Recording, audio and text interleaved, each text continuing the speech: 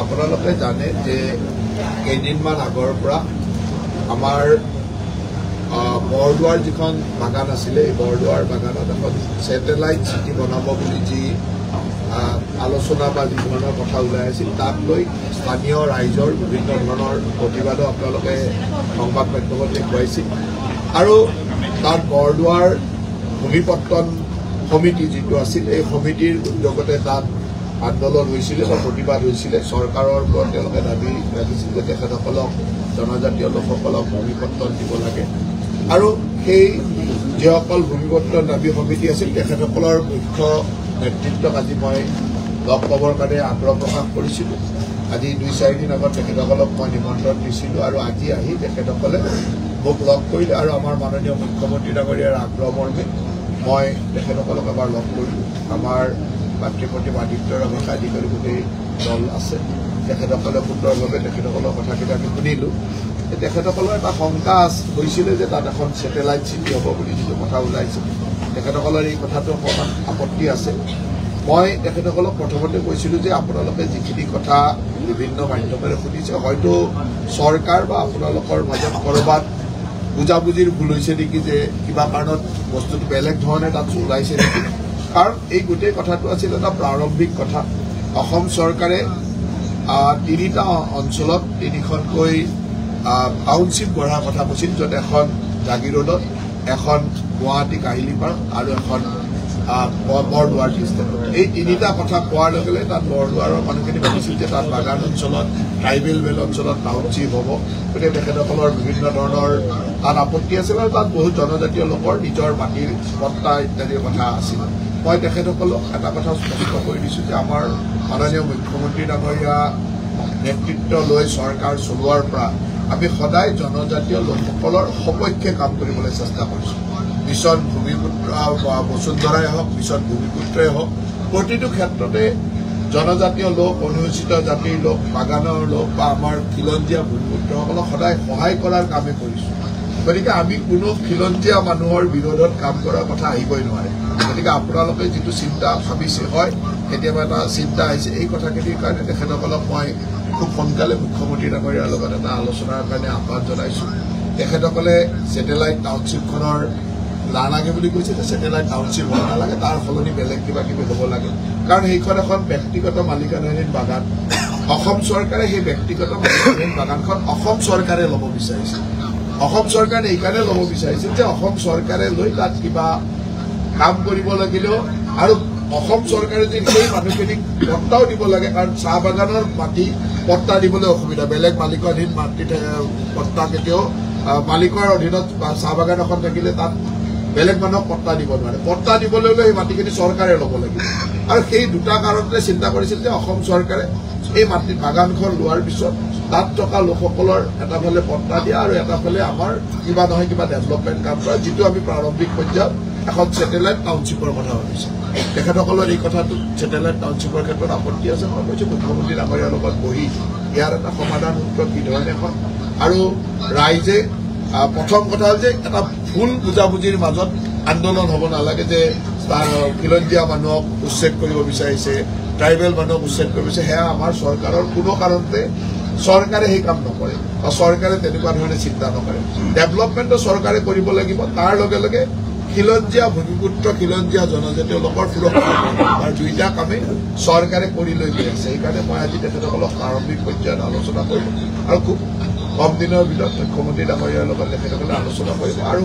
এটা সৌহাৰ্দ্যপূৰ্ণ আলোচনা তেখেতসকলৰ শংকাখিনিও মোক কৈছে যে কি কি কাৰণত শংকা হ'ল বা আমি কি কাম কৰিছিলোঁ আমি যে কোনো এতিয়ালৈকে যে কংক্ৰিট সিদ্ধান্ত বা এইটো কৰিমেই এনেকুৱা ধৰণৰ কথাও নাছিল জাষ্ট আমি এটা প্ৰিলিমিনাৰী ডিছকাশ্যন আৰম্ভ হৈছিলে বা বাগানখন লোৱা কথাটো আৰম্ভ হৈছিল চৰকাৰে ল'ব আৰু এই বাগানখন লোৱাৰ ক্ষেত্ৰত কোনো ব্যক্তিগত প্ৰতিষ্ঠান বা ব্যক্তিগত মানুহে নাই চৰকাৰে ল'ব বিচাৰিছে এইখন বেলেগৰ ব্যক্তিগত মালিকাধীন বাগানখন চৰকাৰে ল'ব বিচাৰিছে গতিকে তাতো ভুল হ'ব নালাগে যে কোনোবা বেলেগ মানুহে ল'ব বিচাৰিছে ল'ব বিচাৰিছে এনেকুৱা নহয় চৰকাৰে বাগানখন লৈ কাৰণ চৰকাৰে বাগানখন লৈ তাত কি ধৰণে কাম কৰিব পাৰে সেই কথাটোৱে ভাবিছোঁ গতিকে তেখেতসকলেও বুজি পাইছে আৰু তেখেতসকলে খুব কম দিনৰ ভিতৰত মুখ্যমন্ত্ৰী ডাঙৰীয়াৰ লগত বহি তেখেতসকলৰ কথাখিনিও ক'ব আৰু আমিও কেনেকৈ এটা সমাধান সূত্ৰ হ'ব পাৰে খিলঞ্জীয়া মানুহৰ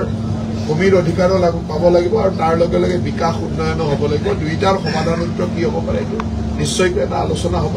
আৰু মই এই চেগতে তেখেতসকলে আহি আমাৰ লগত আলোচনাৰ কাৰণে ধন্যবাদ জ্ঞাপন কৰিছোঁ কিমানমান পৰিয়াল প্ৰভাৱিত হ'লহেঁতেন টাউনশ্বিপৰ সিদ্ধান্ত মানে অসম চৰকাৰৰ তিনিটা কথা আছিল যোৱা 26 তাৰিখে দিল্লীত এখন সভা অসম চৰকাৰ মুখ্যমন্ত্ৰী ডাঙৰীয়াৰ নেতৃত্বত এটা আলোচনা হৈছিল যে অসমত তিনিখন এনেকুৱা ধৰণৰ টাউনশ্বিপ কৰা এখন গুৱাহাটীৰ কাহিলীপাৰা এখন আমাৰ জাগিৰোডত আৰু এখন বৰদোৱাৰত এই কথাখিনি জাষ্ট প্ৰাৰম্ভিক কথাত আলোচনা হৈছিল তাৰ জাগিৰোডৰ টাউনশ্বিপৰ কাম আমি DMD কৰি আছো অলৰেডি টাউনশ্বিপৰ কাম চলি আছে কাহিলীপাৰাতো তাত APBNৰ যিটো কেম্পাছ আছিলে সেই কেম্পাছটো শিফটিং কৰি তাত এটা টাউনশ্বিপ কৰাৰ প্লেন কৰি আছে আৰু এই কথাটো আলোচনা হোৱাৰ লগে যেতিয়া স্থানীয় ৰাইজৰ আপত্তি আছে গতিকে স্থানীয় ৰাইজৰ লগত আলোচনা কৰিব লাগিব আলোচনা কৰি তাত টাউনশ্বিপ হলে তেখেতসকলৰ কি লাভ হ'ব বা টাউনশ্বিপ নহলে কি হ'ব বা টাউনশ্বিপখন বেলেগত ক'ৰবাত হ'বনে এইখিনি তেখেতসকলৰ লাভ টাউনশ্বিপ সম্পৰ্কে আমি যেটা এটা কোনো কংক্ৰিট ডিচিছন জাষ্ট প্ৰাৰম্ভিক কথা আছিল এই প্ৰাৰম্ভিক কথাতে তাত এটা বেলেগ ধৰণৰ প্ৰতিবাদ হ'ল গতিকে প্ৰতিবাদটো যাতে ভুলতে নহয় সেইকাৰণে তেখেতসকলক মাতি আলোচনা কৰিছে বাকী দুটা স্থানত এতিয়া হৈ আছে বাগানখন লোৱা বুলিও তাৰ এটা প্ৰচেছ আছে বাগানখনটো মালিকে দিব লাগিব বেলেগ মালিক আছে মালিকৰ পৰা দিব লাগিব আমি বাগানখন যিহেতু তাত মালিকৰ পৰা আমি লোৱাৰ কাৰণে আলোচনা ইত্যাদিৰ কাৰণে আমি জাষ্ট প্ৰচেছ আৰম্ভ কৰিছিলোঁ সিমানেই গতিকে একেবাৰে প্ৰাৰম্ভিক ষ্টেজ হৈছে বাগানখন লোৱাৰ প্ৰচেছ এটা আৰম্ভ হৈছিল সিমানেই এতিয়া তেখেতসকলেতো মই ভাবো যে সন্তুষ্ট মোৰ আমাৰ লগত আলোচনা কৰি সন্তুষ্ট হৈছে মুখ্যমন্ত্ৰী ডাঙৰীয়াৰ লগত আলোচনা কৰক তাৰপিছত তেখেতসকলে আন্দোলনটো যি শংকা কৰি কৰিছে যদি শংকাটো নাই আন্দোলন কিয় কৰিব শংকাটো থাকিলে আন্দোলন কৰিব এতিয়া শংকাটো আমি নিৰাময় কৰিব পাৰিছো নে নাই তেখেতসকলে ক'ব শংকাটো আমি নিৰাময় কৰিব পাৰিছো নে নাই শংকাটো যদি নাথাকেতো আন্দোলন কৰিব লগা নাই কিন্তু আন্দোলনটো মই কৈছো যে এইটো প্ৰাৰম্ভিক কথা এটা হৈছিল ইয়াক লৈ ইমান আন্দোলন বা শংকাটো কোনো অমূলক নহয় শংকাটোৰ যুক্তি আছে গতিকে তেখেতসকলক কৈছো যে মুখ্যমন্ত্ৰী ডাঙৰীয়াৰ লগত কথা পাতক তেখেতসকলৰ শংকাখিনি ময়ো দূৰ কৰিছো মোৰ কথাত যদি দূৰ হৈছে মই ভাবো অলপতো দূৰ হৈছে কিন্তু একেবাৰে তেখেতসকলেও বহুত মানুহ তাত আছে সকলোৰে লগত আলোচনা কৰিব লাগিব গতিকে তেখেতসকলৰ শংকাটো দূৰ হ'বৰ কাৰণে কি হ'ব গোটেই কমপ্লিট কথা এটা লাগিব একেদিনে এনেকে শংকা দূৰ হ'ব বুলি ভবাটো অনুচিত প্ৰথম কথা যে আমি তেখেতসকলৰ যিটো দাবী আছিল সেই দাবীৰ প্ৰতি সন্মান জনাই আমি ইয়াত আলোচনা কৰিছো আৰু তেখেতসকলক আমি কি কৰিব বিচাৰিছো তেখেতলৈ কি শংকা হৈছিল গোটেইখিনি বুজি লৈছো বাকী দুটা স্থানৰ টাউনশ্বিপৰ বাকী দুটা স্থান ঠিকে আছে তাত চলি থাকিব চলি আছে জাগিৰোডৰ টাউনশ্বিপৰ কাৰণে আমি কাম কৰিয়ে আছো অলৰেডি আৰু গুৱাহাটীৰো যিটো কাহিলীপাৰাত আমি টাউনশ্বিপ কৰাৰ কথা ভাবিছো সেইটোৰ কাৰণেও আমাৰ যি APBNৰ শিফটিং পেভিলিয়নৰ শিফটিং এইবিলাক কথা প্ৰাৰম্ভিকভাৱে আলোচনা চলি আছে বৰদোৱাৰত কিমানমান পৰিয়াল প্ৰভাৱিত হ'ব বা বৰদোৱাৰত এতিয়া চাওক এতিয়া যেতিয়া প্ৰাৰম্ভিক কথা তাত প্ৰভাৱিতৰ কথাটো আহে নাই জাষ্ট তিনিটা কথা আহিছিল যে গুৱাহাটীৰ চিটিত এখন ইফালে এখন ইফালে এখন গতিকে কথাটোতো আৰম্ভই হোৱা নাই তাত কি হ'ব কি নহ'ব তাত এটা পৰিকল্পনা আছে সেই পৰিকল্পনাটো যে তেখেতসকলৰ যি আপত্তি আছে তেখেতসকলৰ লগত কথা পাতি ভৱিষ্যত দিনৰ পৰিকল্পনাৰ কেনেকৈ আগবাঢ়িব তাৰ ওপৰত নিৰ্ভৰ কৰিব কিবা টাইম ফ্ৰেম বান্ধি দিছে নেকি এইখিনি তেখেতসকলে খুব কম দিনৰ ভিতৰত মুখ্যমন্ত্ৰীৰ লগত আলোচনা কৰিব আপোনালোকৰ যিহেতু আজি ভূমিপত্ৰ দাবী সমিতিৰ বিষয়ববীয়া বহিছে গতিকে এটা যোগাত্মক দিশেৰে এখোজ আগবাঢ়িছে আপোনালোক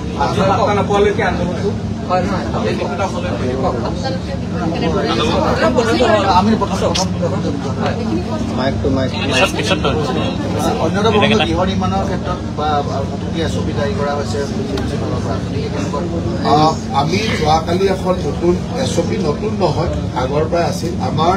যিখন বিল্ডিং বাইল এই বিল্ডিং বাইল মতে প্ৰত্যেকটো গৃহতে প্ৰত্যেকটো ফ্লেটতে মানে জল সংৰক্ষণৰ কাৰণে আমাৰ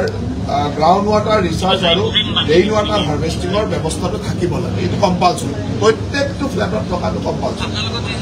যেতিয়া অকুপেচি চাৰ্টিফিকেট লয় তেতিয়া সেইটো দেখাই থয় কিন্তু প্ৰেক্টিকেলি মানে কাৰ্যক্ষম হৈ নাথাকে যাৰ কাৰণে যদি জল সংৰক্ষণৰ কাৰণে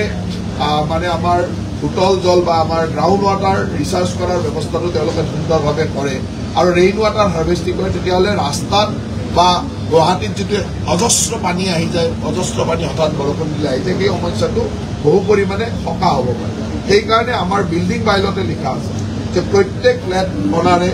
বনোৱাৰ সময়ত তাত এটা ডাঙৰ গ্ৰাউণ্ড ৱাটাৰ ৰিচাৰ্জ বা ৰেইন ৱাটাৰ হাৰ্ভেষ্টিং ৰাখিব লাগিব তাত পানীখিনি তেওঁলোকে তাত এবজৰ্ব কৰি মাটিৰ তললৈ পঠাই দিব লাগিব আৰু তাৰ গোটেই এৰিয়াটোৰ মিনিমাম 20% অপেন স্পেচ ৰাখিব লাগিব, গছ গছনি ৰাখিব লাগিব। এনেকুৱা এটা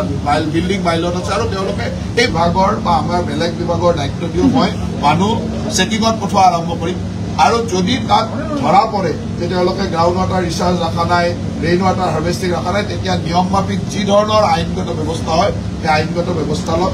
তাৰ উপৰিও DDMA এক্টত, ডিজাষ্টাৰ মেনেজমেণ্ট এক্টত যিটো কঠোৰ আইন হয় সেই ব্যৱস্থা হ'ব। সেইকাৰণে মই ইতিমধ্যে এই চিঠি এখন কালি ওলাই দিছোঁ আৰু সকলো বিল্ডাৰলৈ এই চিঠিখন পঠাই দিব দিছোঁ। তেওঁলোকে যাৰ য'ত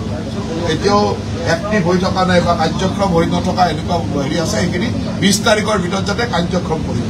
20 তাৰিখৰ পিছত যদি আমাৰ মানুহে গৈ তাত পায় তেতিয়াহ'লে দুটা কথা হ'ব, একেও বিল্ডিং বাইলৰ মতে যি ধৰণৰ ব্যৱস্থা হ'ব পাৰে সেই ব্যৱস্থা আমি ল'ম। তাৰ উপৰি DDMA এক্টত যেনেকৈ ডিজাষ্টাৰ হৈ যায় সেইটোৰ কাৰণে ডিজাষ্টাৰ হয়, ডিজাষ্টাৰ মেনেজমেণ্ট এক্টতো তেওঁলোক অধীনত যি আইনগত ব্যৱস্থা সেইটো ল'ব পাৰে। সেইধৰণে মই কালি এটা নিৰ্দেশনা দিছোঁ। কাৰণ গুৱাহাটীৰ যি বানপানী এই বানপানী ৰোধৰ ক্ষেত্ৰত এইটো এটা ডাঙৰ উপায়। আনকি তাৰ লগে লগে আৰু এটা আমি সিদ্ধান্ত লৈছোঁ যে চৰকাৰী বিভাগবিলাকতো আমি নিজে GMCয়ে কিছুমান তেনেকুৱা গ্ৰাউণ্ড ৱাটাৰ ৰিচাৰ্জিঙৰ কাৰণে আমি ব্যৱস্থা ডেভেলপ কৰিম। যেনেকৈ গুৱাহাটী ছেক্ৰেটেৰিয়েটতে হওক, আমাৰ বিভিন্ন অফিচ কাছাৰীতে হওক, গুৱাহাটী মিউনিচিপাল বোৰ্ডে নিজেই কৰিব। মিউনিচিপালিটি গৈ এইটো চৰকাৰী ব্যৱস্থা কৰি চৰকাৰৰ